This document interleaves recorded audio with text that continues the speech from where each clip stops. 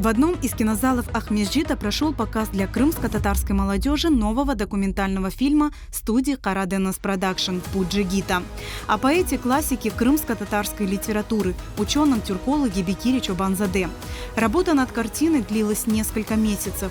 В ней с исторической точностью отражена жизнь поэта, его детство и стремление к знаниям, разлука с родиной и путь к мировой славе ученого-тюрколога, просветительская деятельность в Крыму, работа в Азербайджане и Узбекистане, где он заложил основы национального языкознания. А затем арест, тюрьма, пытки и трагическая гибель.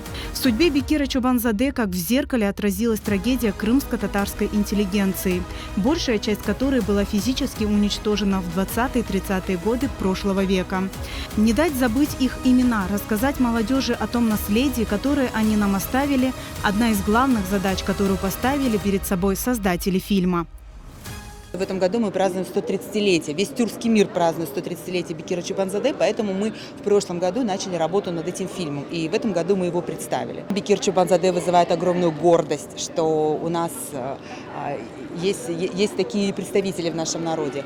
И я думаю, что молодежь, судя по вот их вопросам, по отзывам, которые они сегодня оставили, но я думаю, что мы достигли своей цели, показав жизнь, показав эпоху, в которой жил этот человек. Больше 50 этих молодых ребят, которые присутствовали в зале, они в привычной для себя атмосфере, в атмосфере кинотеатра, получили вот тот вот наш посыл, который мы заложили в этом фильме. Да?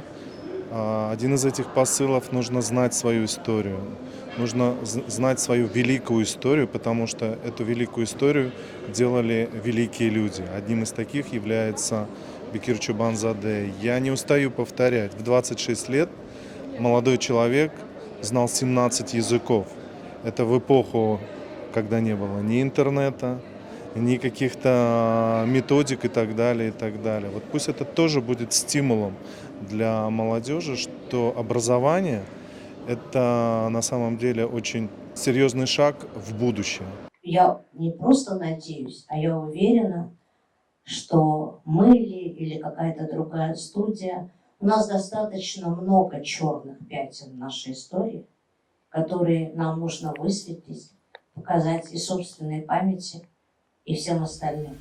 Съемки фильма проводились не только в Крыму, но и в Турции, Азербайджане и Узбекистане, где прошли самые плодотворные годы научной деятельности великого ученого. Работая над картиной, ее авторы ставили перед собой задачу рассказать не только о деятельности и жизненном пути Бекира Чобанзаде, но и передать зрителю его стремления, чувства и переживания. И это нашло отклик в сердцах молодых зрителей. Невероятное впечатление. Я узнала его характер с другой стороны. Трагические сцены произвели на меня сильное впечатление. Мне это очень понравилось, как режиссеры и вся остальная команда Караденас Продакшн смогла передать это настроение той эпохи и состояние главных героев. Сегодняшний фильм мне очень понравился и произвел на меня очень большое впечатление. Я узнал о Бекире Чобанзаде, какой он проделал тяжелый путь, но оставил большое наследие для нашего поколения.